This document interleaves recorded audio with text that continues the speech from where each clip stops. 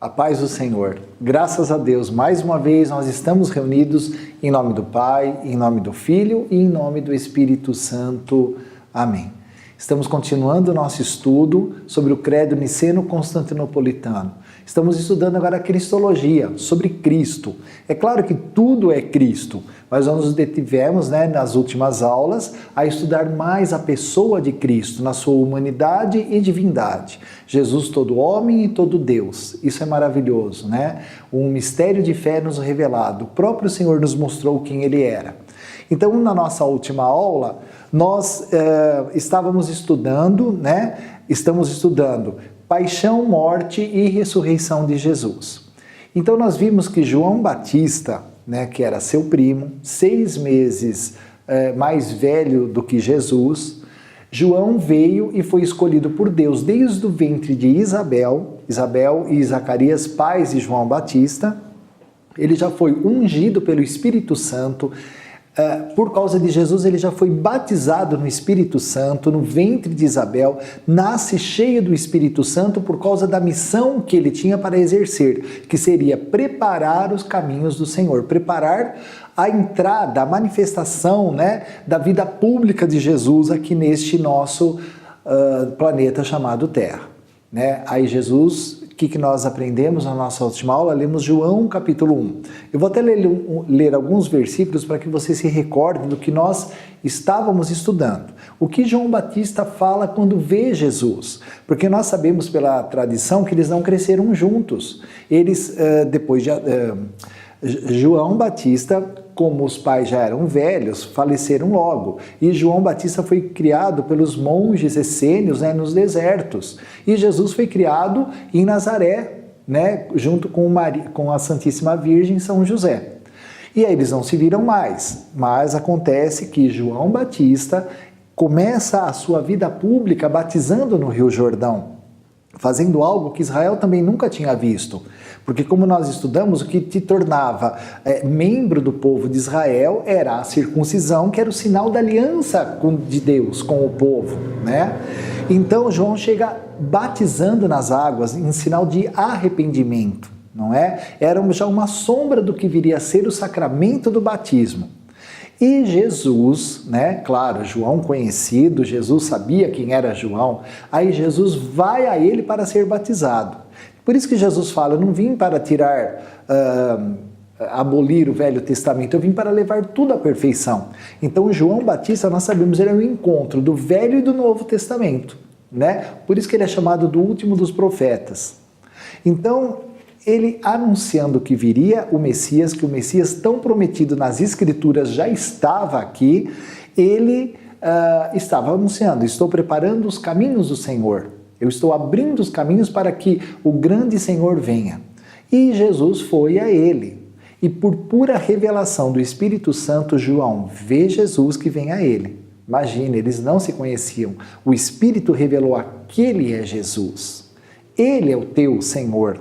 Então João Batista exclama, nós estamos com o Evangelho de São João, pegue a sua Bíblia, no João capítulo 1, no versículo 29. Então diz assim, no dia seguinte ele vê Jesus aproximar-se dele e diz, eis o Cordeiro de Deus que tira o pecado do mundo. Dele é que eu disse, depois de mim vem um homem que passou adiante de mim, porque existia antes de mim. Olha que lindo isso. Então João falando, este homem que vem, ele passou adiante de mim, ele vai passar adiante de mim porque ele existia antes de mim. Ele era cronologicamente 6 meses mais velho que Jesus. Mas ele diz, ele existia antes de mim, porque Jesus já era Deus no céu. Ele é Deus que se encarna, Nós estudamos a encarnação do Verbo, um Deus que se faz homem.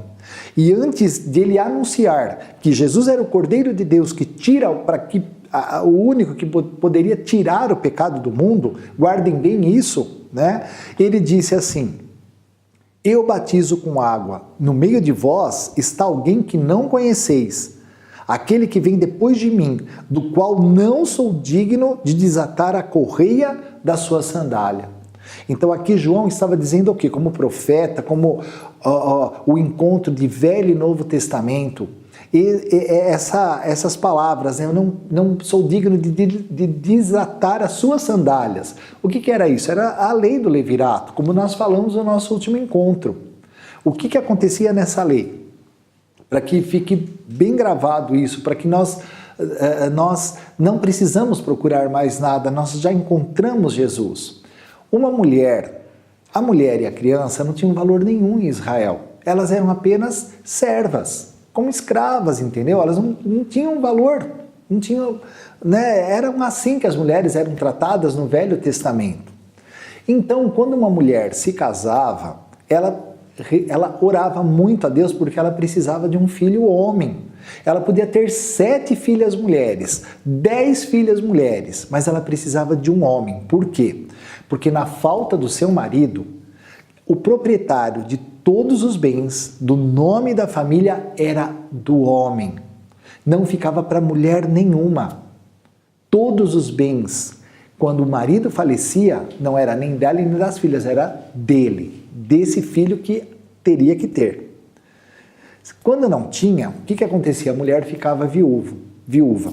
Então você vai se lembrando do desespero da viúva de Naim. Né? Nós vemos que Jesus estava entrando em Naim e havia uma viúva desesperada enterrando seu filho único. Por que o desespero dela? Porque ela podia ter 10 filhas mulheres, mas o seu filho único morreu. E aí o que ela teria que fazer?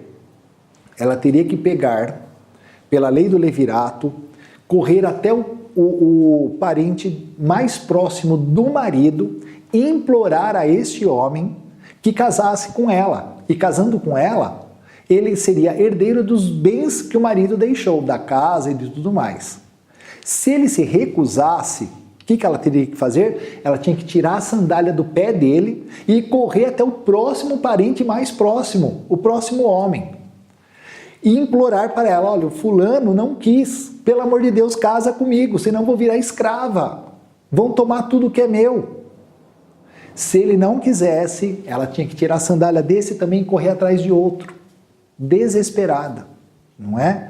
Então, o que João Batista quer dizer para nós, para mim e para você? Você não precisa correr mais atrás de ninguém, o noivo já está no nosso meio, o Senhor já está no nosso meio. Você não precisa correr atrás de religiões, você não precisa correr atrás de filosofias de nada, de filosofias de vida, de nada. Procurar, não. Em Jesus você tem tudo. É isso que o João Batista estava dizendo. Ele é o Cordeiro de Deus que tem o poder de tirar os pecados do mundo. Daqui a pouquinho eu vou explicar direitinho isso, né? Por que o sangue dos animais, tanto oferecidos em Israel, no templo de Israel, não conseguiam tirar o pecado do homem? Era um sangue inferior, um sangue de um animal, não é? Daqui a pouquinho eu vou explicar isso. Então João Batista fala, você não precisa mais, Jesus está aqui. O Verbo se encarnou, está aqui para ser agora batizado nas águas, não que ele precisasse, porque Jesus era imaculado, ele era o Cordeiro perfeito de Deus, semelhante a nós em tudo, menos no pecado. Mas João Batista disse, mas ele veio até mim para que se cumprisse todas as Escrituras, para que a vontade do Pai fosse feita dessa maneira. E Jesus é batizado. Na hora em que Jesus é batizado, João vê o mistério da Santíssima Trindade. Ele vê o Pai, a voz do Pai, ele ouve a voz do Pai, eis meu filho muito amado, este é o meu filho muito amado. Ele vê a luz do Espírito Santo que desce. João Batista não tinha como descrever, ele falou que parecia uma pomba, mas era uma luz, era um espírito de paz, um Espírito Santo. E o Filho ali diante dele. Então João vê o mistério da Santíssima Trindade, o Pai, o Filho e o Espírito Santo. Que maravilha isso!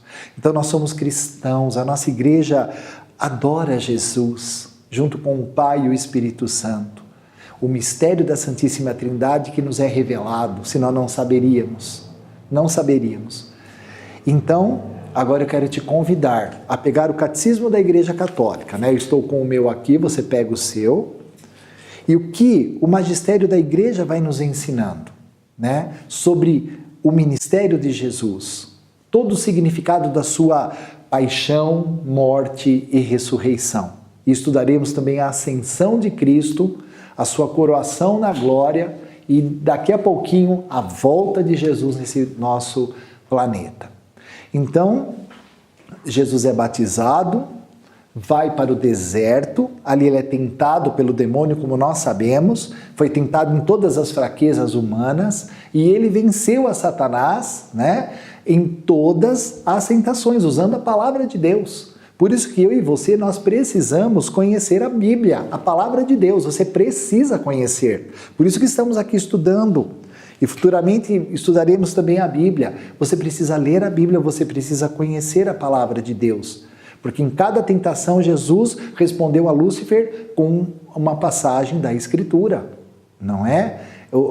Então isso, quantas vezes assim, eu estou em tribulações, eu estou sendo provado, eu estou na minha vida, que como você tem a sua, tantos problemas que nos acontecem, quantas vezes eu, no meio de uma tribulação, eu lembro, o Senhor é o meu pastor e nada me faltará, né? Então há versículos que nos ajudam muito. No meio da tribulação, quando eu estou todo em trevas, o Senhor é minha luz e minha salvação, a quem temerei? Não é?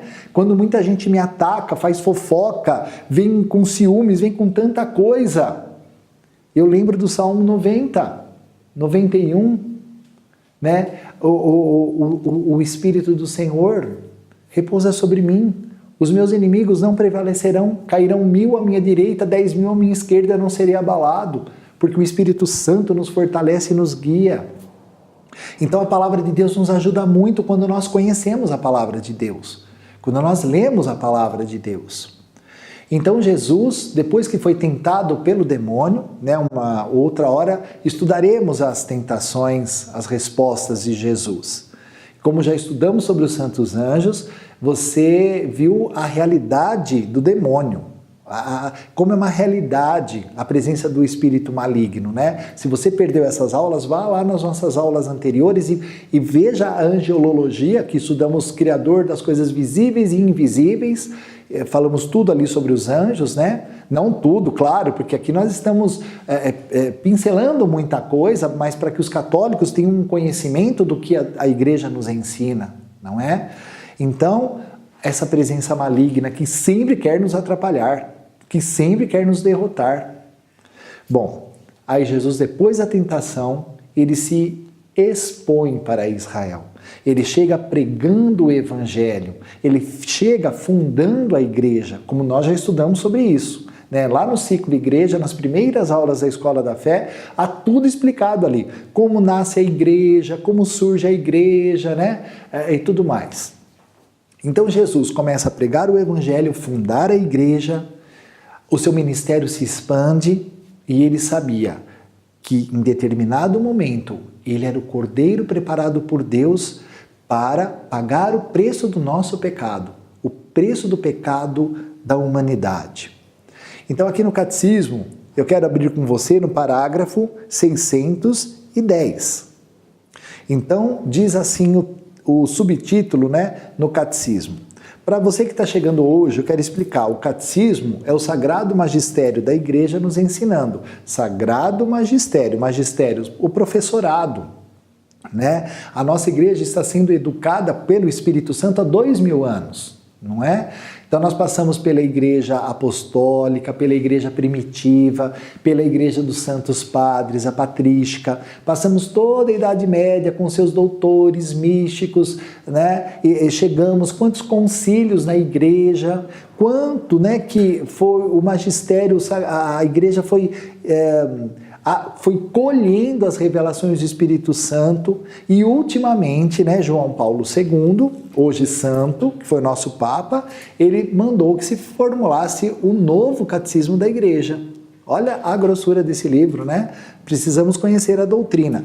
Então é o magistério nos dando um ensinamento oficial da igreja sobre as coisas. Por isso que aqui na Escola da Fé nós estudamos muito, né? A Sagrada Tradição, a Sagrada Escritura e o Sagrado Magistério, que nos dão toda a noção de doutrina.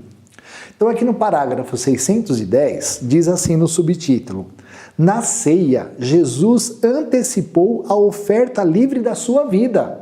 Oferta da sua vida. Então, o que aconteceu nessa ceia? Vamos lá, vou explicar para você, na minha pequenez aqui, para que você entenda. O relógio do judeu, ele é diferente do nosso. O nosso, começa à meia-noite e se encerra na outra meia-noite, não é? Agora, do judeu não é à meia-noite, é 6 horas da tarde. Então, quando o sol se pôs, acabou o dia, começa outro. E Jesus, depois de mais ou menos 3 anos de ministério, já tinha os apóstolos, já tinha tudo, ele sabia que ele era o cordeiro enviado por Deus, o cordeiro pascal. Ele era um cordeiro pascal. O que é o cordeiro pascal? A Páscoa era uma festa instituída por Deus no dia da libertação do povo de Israel do Egito. Vocês se lembram de Moisés? As 10 pragas do Egito? Na 10ª praga, que foi aqueles que não se submeteram ao grande Yahvé, não se submeteram à celebração pascal que ele pediu para que acontecesse, em Êxodo 12, você vê tudo isso, não é?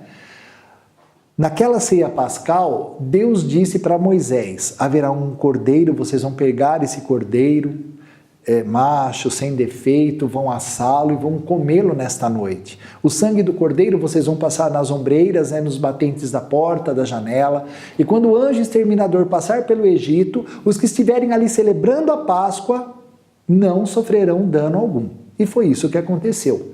E naquela noite, como morre o filho do faraó, o herdeiro do império egípcio da época, ele liberta o povo, ele deixa. Então a Páscoa é festa da libertação e foi comemorada desde essa época até a época de Jesus e é até hoje, claro, da maneira como o grande Deus, o El Shaddai, mandou que se celebrasse, o grande Yahvé mandou que se celebrasse.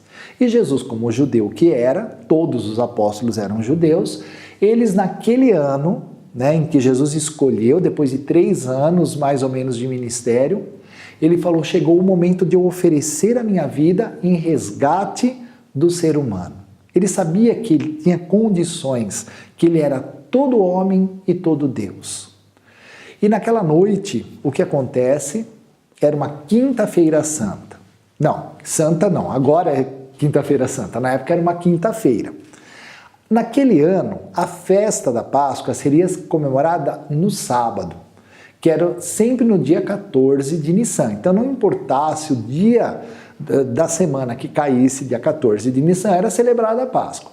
Naquele ano, a Páscoa, o 14 de Nissan, Nissan é o mês judaico, o 14 é o dia 14, ele iria cair num sábado. E foi um problema, por quê? Porque era um sábado duplo. Porque no sábado, na sexta-feira, com o pôr do sol, já começava o sábado. Então, no sábado o judeu não podia fazer nada, não podia cozinhar, ele tinha números de passos que ele podia dar por dia, não é? Então, muitas regras, era o sábado santo, o sábado do repouso. Então, o que acontece? Naquele ano, eles teriam que comemorar a Páscoa na sexta-feira, no máximo até as 3 horas da tarde, porque com o pôr do sol eles já não poderiam fazer mais nada. E como era comemorada a Páscoa, no tempo de Jesus? Todos iam para o templo em Jerusalém, aquele templo magnífico, que hoje nós temos só o Muro das Lamentações, que são os alicerces do templo, que foi destruído no ano 70, pelos romanos. Então, há toda como nós já estudamos nos nossos encontros anteriores, o Santo dos Santos, onde o sumo sacerdote entrava para que a Páscoa fosse celebrada, porque havia, como nós já estudamos, o lugar santo, onde ficavam os sacerdotes e qualquer um podia circular ali pelo lugar santo, oferecendo seus sacrifícios, suas orações. Havia um véu e atrás desse véu o Santo dos Santos. Então só uma vez por ano, isso nós podemos conferir Eu pedia para abrir no parágrafo 610, mas a gente pode rapidamente ir no parágrafo 433, bem rapidão, porque está no contexto do que eu estou falando aqui. 433, se eu não me engano é isso, deixa eu ver. É isso mesmo. Então diz assim, porque uma vez por ano o sumo sacerdote entrava atrás do véu para oferecer os sacrifícios. Então diz assim, o nome do Deus Salvador era invocado uma só vez por ano pelo sumo sacerdote para a expiação dos pecados de Israel. Amém? Então, uma vez por ano, por isso que nós vemos Jesus com 12 anos, ele, Maria e José, quando ele até se perde depois, eles sobem para Jerusalém para celebrar a Páscoa judaica. E é neste ponto que nós vamos continuar a estudar no nosso próximo encontro. Então, a Páscoa teria que ser celebrada na sexta-feira, porque era um sábado duplo em Israel. Tanto o sábado santo como a festa pascal. E o que Jesus fez, o que ele providenciou para que tudo se realizasse para o cumprimento das profecias, para que o preço do nosso pecado fosse pago. Amém? Então, muito obrigado por estar conosco até agora. Não perca o nosso próximo encontro. Você vai entender muita coisa. Amém? Fiquemos com Deus. Em nome do Pai, do Filho, do Espírito Santo. Amém.